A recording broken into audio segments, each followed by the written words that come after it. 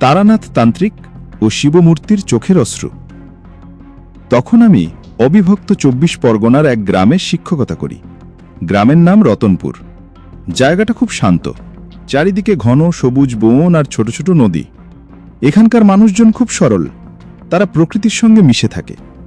কিন্তু সেই সরলতার আড়ালে কিছু অদ্ভুত বিশ্বাস লুকিয়ে আছে, যা শহরের মানুষের কাছে হয়তো খুব হাস্যকর মনে হবে।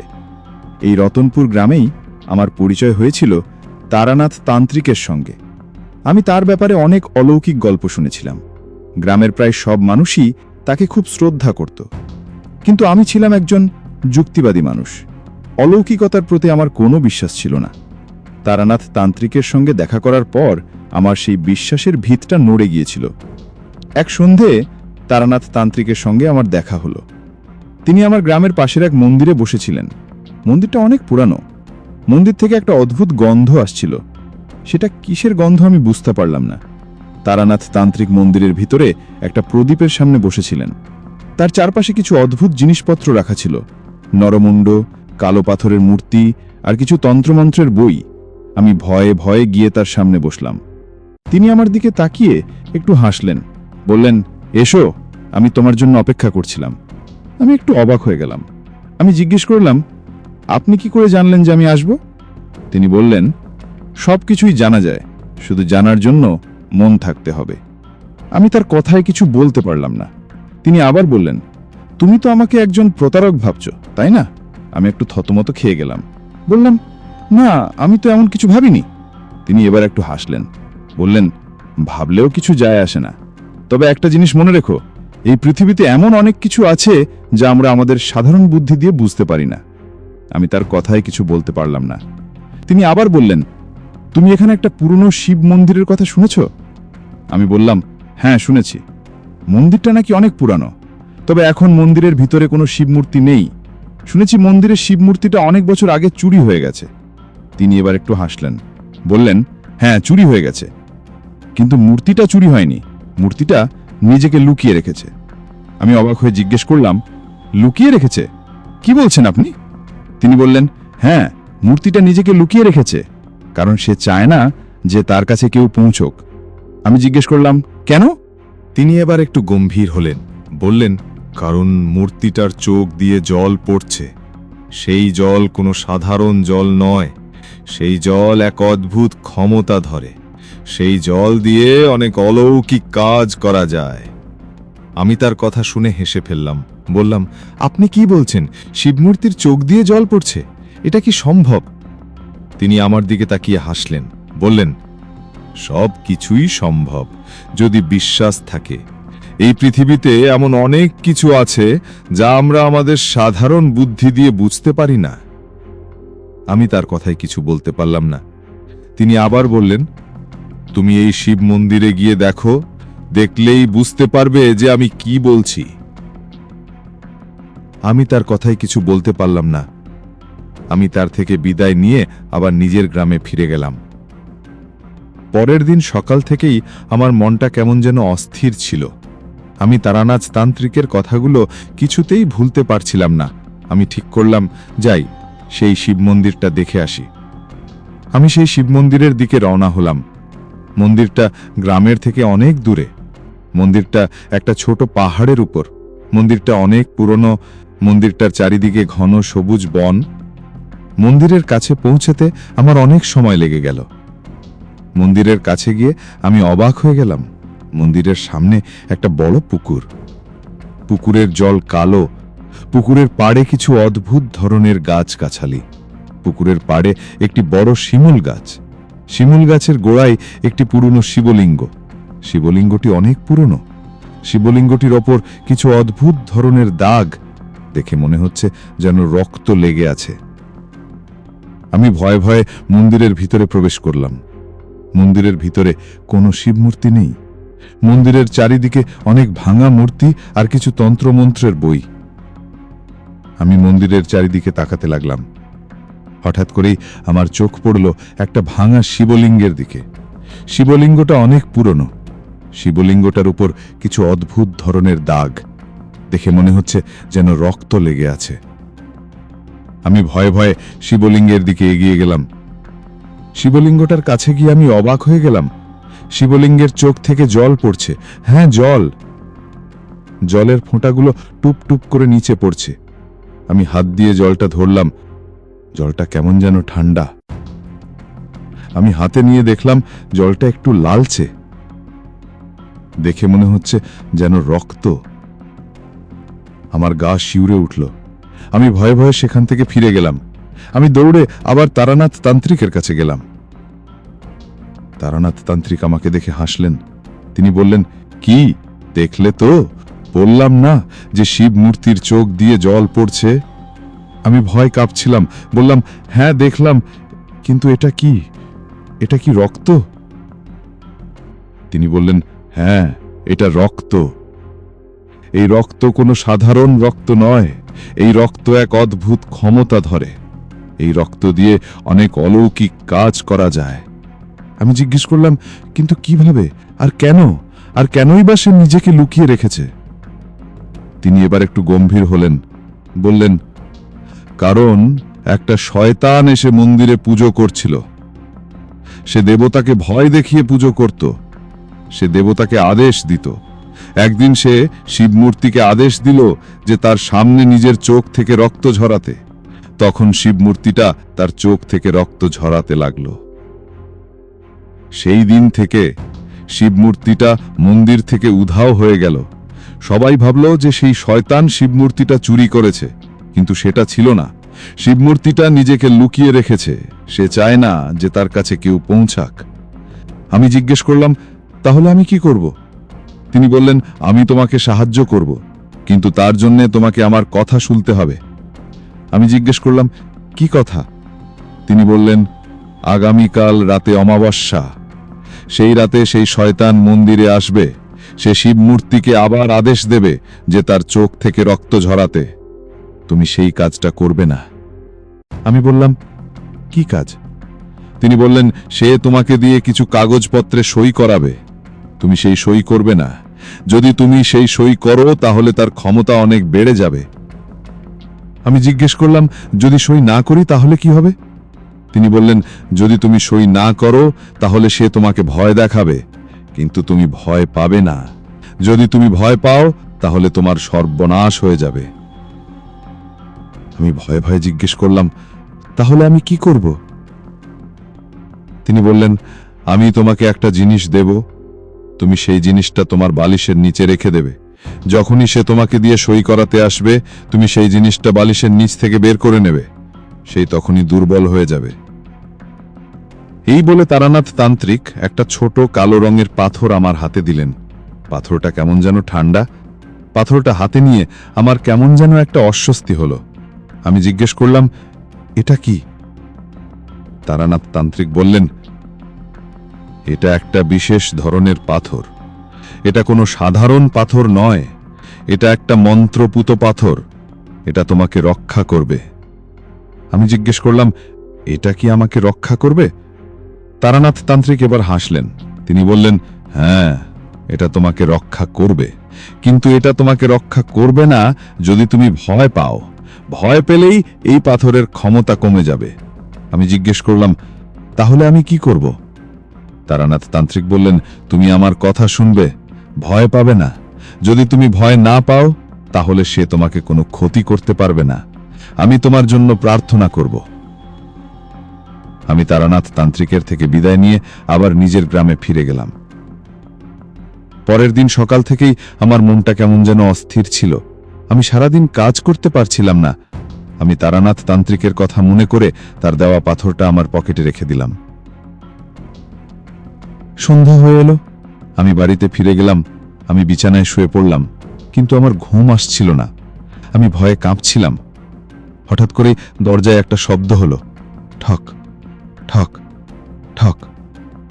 আমি বিছানা থেকে উঠে বসলাম। কে হতে পারে? এই রাতে কে আসবে? আমি ভয়ে ভয়ে জিজ্ঞেস করলাম, কে? কোনো জবাব?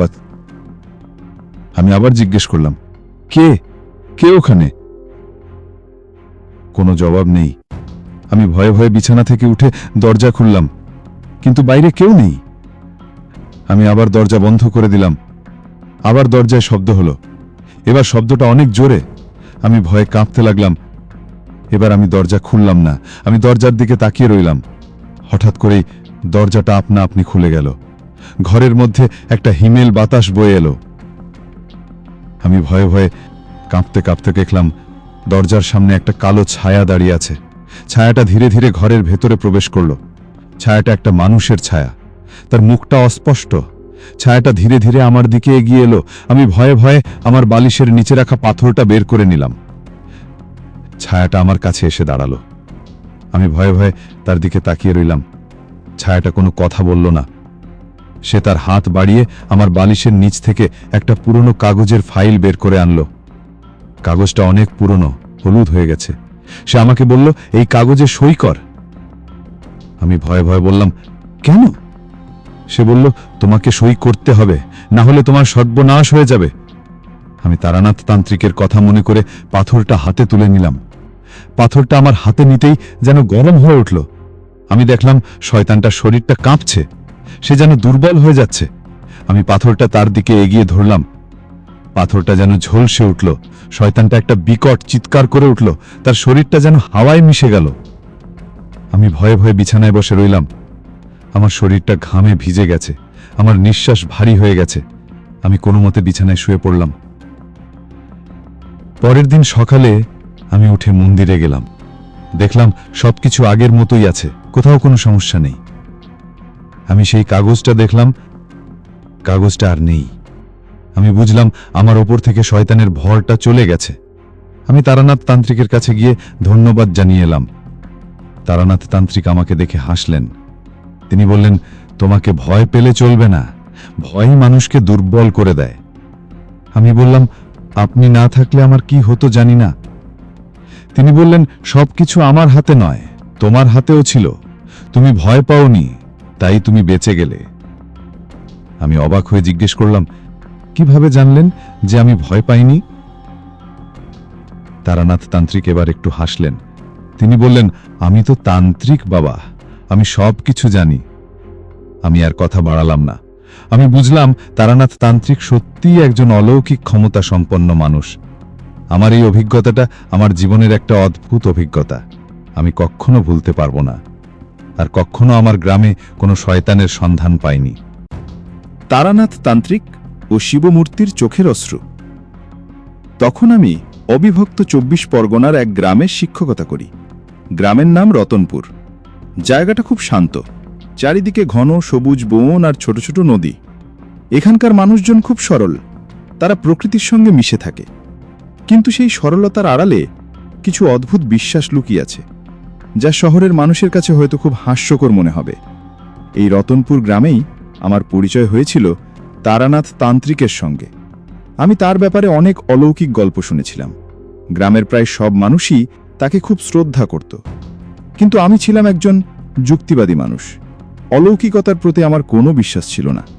তারানাথ তান্ত্রিকের সঙ্গে দেখা করার পর আমার সেই বিশ্বাসের ভিতটা নড়ে গিয়েছিল। এক সন্ধে তারানাথ তান্ত্রিকের সঙ্গে আমার দেখা হলো। তিনি আমার গ্রামের পাশের এক মন্দিরে বসেছিলেন। মন্দিরটা অনেক পুরানো। মন্দির থেকে একটা অদ্ভুত গন্ধ আসছিল। সেটা কিসের গন্ধ আমি বুঝতে পারলাম না। তারানাথ তান্ত্রিক মন্দিরের ভিতরে একটা প্রদীপের সামনে বসেছিলেন।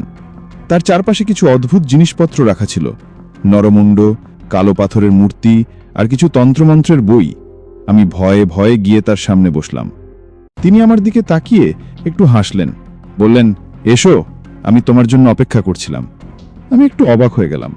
আমি জিজ্ঞেস করলাম, আপনি কি করে জানলেন যে আমি আসব? তিনি বললেন, সব কিছুই জানা যায়, শুধু জানার জন্য মন থাকতে হবে। আমি তার কথায় কিছু বলতে পারলাম না। তিনি আবার বললেন, তুমি তো আমাকে একজন প্রতারক ভাবছ, তাই না? আমি একটু থতমত খেয়ে গেলাম। বললাম, না, আমি তো এমন কিছু ভাবিনি। তিনি এবার একটু হাসলেন, বললেন, ভাবলেও কিছু যায় আসে না। তবে একটা জিনিস মনে রেখো, এই পৃথিবীতে এমন অনেক কিছু আছে যা আমরা আমাদের সাধারণ বুদ্ধি দিয়ে বুঝতে পারি না। আমি তার কথায় কিছু বলতে পারলাম না। তিনি আবার বললেন, তুমি এখানে একটা পুরনো শিব মন্দিরের কথা শুনেছ? আমি বললাম, হ্যাঁ, শুনেছি। মন্দিরটা নাকি অনেক পুরানো, তবে এখন মন্দিরের ভিতরে কোনো শিবমূর্তি নেই। শুনেছি মন্দিরের শিবমূর্তিটা অনেক বছর আগে চুরি হয়ে গেছে। তিনি এবার একটু হাসলেন, বললেন, হ্যাঁ, চুরি হয়ে গেছে। কিন্তু মূর্তিটা চুরি হয়নি, মূর্তিটা নিজেকে লুকিয়ে রেখেছে। আমি অবাক হয়ে জিজ্ঞেস করলাম, লুকিয়ে রেখেছে? কি বলছেন আপনি?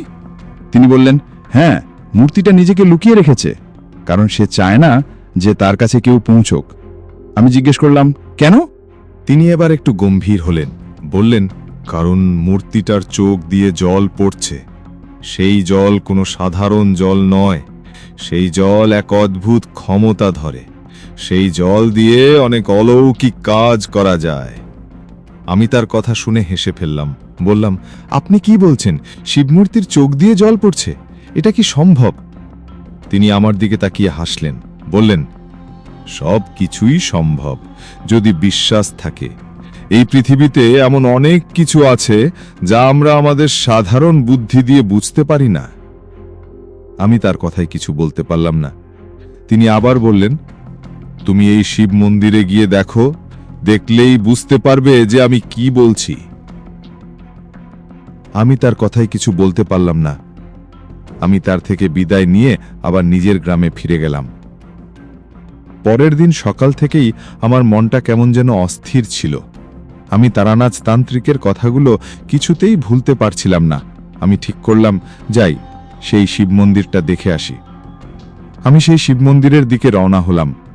মন্দিরটা গ্রামের থেকে অনেক দূরে। মন্দিরটা একটা ছোট পাহাড়ের উপর। মন্দিরটা অনেক পুরনো। মন্দিরটার চারিদিকে ঘন সবুজ বন। মন্দিরের কাছে পৌঁছতে আমার অনেক সময় লেগে গেল। মন্দিরের কাছে গিয়ে আমি অবাক হয়ে গেলাম। মন্দিরের সামনে একটা বড় পুকুর। পুকুরের জল কালো। পুকুরের পাড়ে কিছু অদ্ভুত ধরনের গাছগাছালি। পুকুরের পাড়ে একটি বড় শিমুল গাছ। শিমুল গাছের গোড়ায় একটি পুরনো শিবলিঙ্গ। শিবলিঙ্গটি অনেক পুরনো।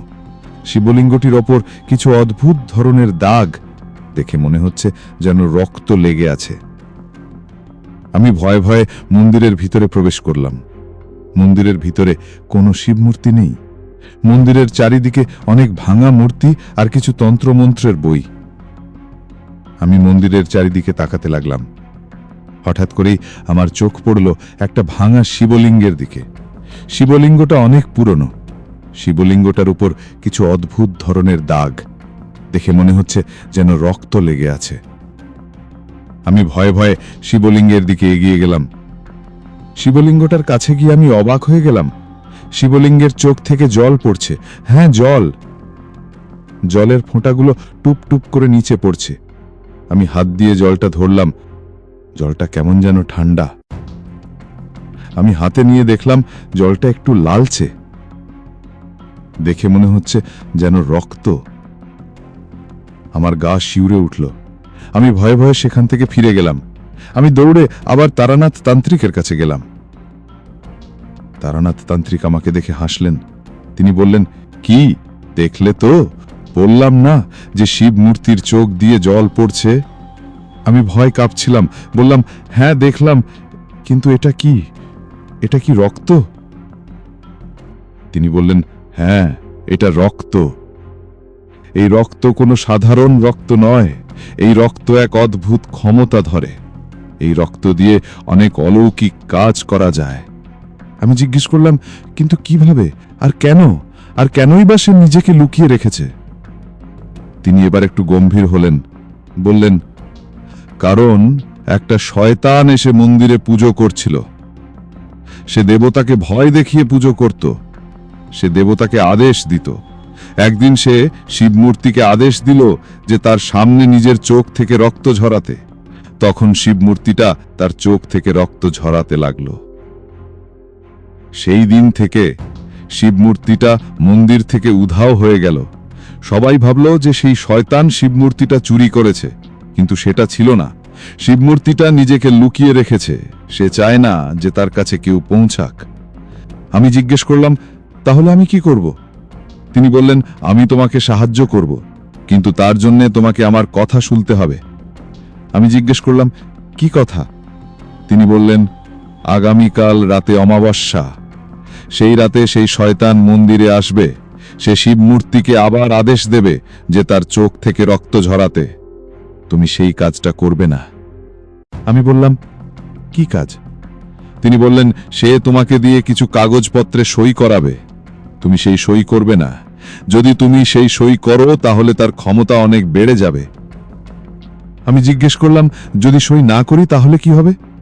তিনি বললেন, যদি তুমি সই না করো তাহলে সে তোমাকে ভয় দেখাবে, কিন্তু তুমি ভয় পাবে না। যদি তুমি ভয় পাও তাহলে তোমার সর্বনাশ হয়ে যাবে। আমি ভয়ে ভয়ে জিজ্ঞেস করলাম, তাহলে আমি কি করব? তিনি বললেন, আমি তোমাকে একটা জিনিস দেব, তুমি সেই জিনিসটা তোমার বালিশের নিচে রেখে দেবে। যখনই সে তোমাকে দিয়ে সই করাতে আসবে, তুমি সেই জিনিসটা বালিশের নিচ থেকে বের করে নেবে। সেই তখনই দুর্বল হয়ে যাবে। এই বলে তারানাথ তান্ত্রিক একটা ছোট কালো রঙের পাথর আমার হাতে দিলেন। পাথরটা কেমন যেন ঠান্ডা। পাথরটা হাতে নিয়ে আমার কেমন যেন একটা অস্বস্তি হলো। আমি জিজ্ঞেস করলাম, এটা কি? তারানাথ তান্ত্রিক বললেন, এটা একটা বিশেষ ধরনের পাথর। এটা কোনো সাধারণ পাথর নয়, এটা একটা মন্ত্রপুত পাথর। এটা তোমাকে রক্ষা করবে। আমি জিজ্ঞেস করলাম, এটা কি আমাকে রক্ষা করবে? তারানাথ তান্ত্রিক এবার হাসলেন। তিনি বললেন, হ্যাঁ, এটা তোমাকে রক্ষা করবে, কিন্তু এটা তোমাকে রক্ষা করবে না যদি তুমি ভয় পাও। ভয় পেলেই এই পাথরের ক্ষমতা কমে যাবে। আমি জিজ্ঞেস করলাম, তাহলে আমি কি করব? তারানাথ তান্ত্রিক বললেন, তুমি আমার কথা শুনবে, ভয় পাবে না। যদি তুমি ভয় না পাও তাহলে সে তোমাকে কোনো ক্ষতি করতে পারবে না। আমি তোমার জন্য প্রার্থনা করব। আমি তারানাথ তান্ত্রিকের থেকে বিদায় নিয়ে আবার নিজের গ্রামে ফিরে গেলাম। পরের দিন সকাল থেকেই আমার মনটা কেমন যেন অস্থির ছিল। আমি সারাদিন কাজ করতে পারছিলাম না। আমি তারানাথ তান্ত্রিকের কথা মনে করে তার দেওয়া পাথরটা আমার পকেটে রেখে দিলাম। সন্ধ্যা হয়ে এলো। আমি বাড়িতে ফিরে গেলাম। আমি বিছানায় শুয়ে পড়লাম, কিন্তু আমার ঘুম আসছিল না। আমি ভয়ে কাঁপছিলাম। হঠাৎ করে দরজায় একটা শব্দ হলো, ঠক ঠক ঠক। আমি বিছানা থেকে উঠে বসলাম। কে হতে পারে? এই রাতে কে আসবে? আমি ভয়ে ভয়ে জিজ্ঞেস করলাম, কে? কোনো জবাব আমি আবার জিজ্ঞেস করলাম, কে? কে ওখানে? কোনো জবাব নেই। আমি ভয়ে ভয়ে বিছানা থেকে উঠে দরজা খুললাম, কিন্তু বাইরে কেউ নেই। আমি আবার দরজা বন্ধ করে দিলাম। আবার দরজায় শব্দ হলো। এবার শব্দটা অনেক জোরে। আমি ভয়ে কাঁপতে লাগলাম। এবার আমি দরজা খুললাম না। আমি দরজার দিকে তাকিয়ে রইলাম। হঠাৎ করেই দরজাটা আপনা আপনি খুলে গেল। ঘরের মধ্যে একটা হিমেল বাতাস বয়ে এলো। আমি ভয়ে ভয়ে কাঁপতে কাঁপতে দেখলাম দরজার সামনে একটা কালো ছায়া দাঁড়িয়ে আছে। ছায়াটা ধীরে ধীরে ঘরের ভেতরে প্রবেশ করল। ছায়াটা একটা মানুষের ছায়া। তার মুখটা অস্পষ্ট। ছায়াটা ধীরে ধীরে আমার দিকে এগিয়ে এলো। আমি ভয়ে ভয়ে আমার বালিশের নিচে রাখা পাথরটা বের করে নিলাম। ছায়াটা আমার কাছে এসে দাঁড়ালো। আমি ভয়ে ভয়ে তার দিকে তাকিয়ে রইলাম। ছায়াটা কোনো কথা বলল না। সে তার হাত বাড়িয়ে আমার বালিশের নিচ থেকে একটা পুরনো কাগজের ফাইল বের করে আনলো। কাগজটা অনেক পুরনো, হলুদ হয়ে গেছে। সে আমাকে বলল, এই কাগজে সই কর। আমি ভয়ে ভয়ে বললাম, কেন? সে বলল, তোমাকে সই করতে হবে, না হলে তোমার সর্বনাশ হয়ে যাবে। আমি তারানাথ তান্ত্রিকের কথা মনে করে পাথরটা হাতে তুলে নিলাম। পাথরটা আমার হাতে নিতেই যেন গরম হয়ে উঠল। আমি দেখলাম শয়তানটার শরীরটা কাঁপছে। সে যেন দুর্বল হয়ে যাচ্ছে। আমি পাথরটা তার দিকে এগিয়ে ধরলাম। পাথরটা যেন ঝলসে উঠল। শয়তানটা একটা বিকট চিৎকার করে উঠল। তার শরীরটা যেন হাওয়ায় মিশে গেল। আমি ভয়ে ভয়ে বিছানায় বসে রইলাম। আমার শরীরটা ঘামে ভিজে গেছে। আমার নিঃশ্বাস ভারী হয়ে গেছে। আমি কোনো মতে বিছানায় শুয়ে পড়লাম। পরের দিন সকালে আমি উঠে মন্দিরে গেলাম। দেখলাম সবকিছু আগের মতোই আছে, কোথাও কোনো সমস্যা নেই। আমি সেই কাগজটা দেখলাম, কাগজটা আর নেই। আমি বুঝলাম আমার ওপর থেকে শয়তানের ভরটা চলে গেছে। আমি তারানাথ তান্ত্রিকের কাছে গিয়ে ধন্যবাদ জানিয়ে এলাম। তারানাথ তান্ত্রিক আমাকে দেখে হাসলেন। তিনি বললেন, তোমাকে ভয় পেলে চলবে না, ভয়ই মানুষকে দুর্বল করে দেয়। আমি বললাম, আপনি না থাকলে আমার কি হতো জানি না। তিনি বললেন, সবকিছু আমার হাতে নয়, তোমার হাতেও ছিল। তুমি ভয় পাওনি, তাই তুমি বেঁচে গেলে। আমি অবাক হয়ে জিজ্ঞেস করলাম, কিভাবে জানলেন যে আমি ভয় পাইনি? তারানাথ তান্ত্রিক এবার একটু হাসলেন। তিনি বললেন, আমি তো তান্ত্রিক বাবা, আমি সব কিছু জানি। আমি আর কথা বাড়ালাম না। আমি বুঝলাম তারানাথ তান্ত্রিক সত্যিই একজন অলৌকিক ক্ষমতা সম্পন্ন মানুষ। আমার এই অভিজ্ঞতাটা আমার জীবনের একটা অদ্ভুত অভিজ্ঞতা, আমি কখনো ভুলতে পারবো না। আর কখনো আমার গ্রামে কোনো শয়তানের সন্ধান পাইনি।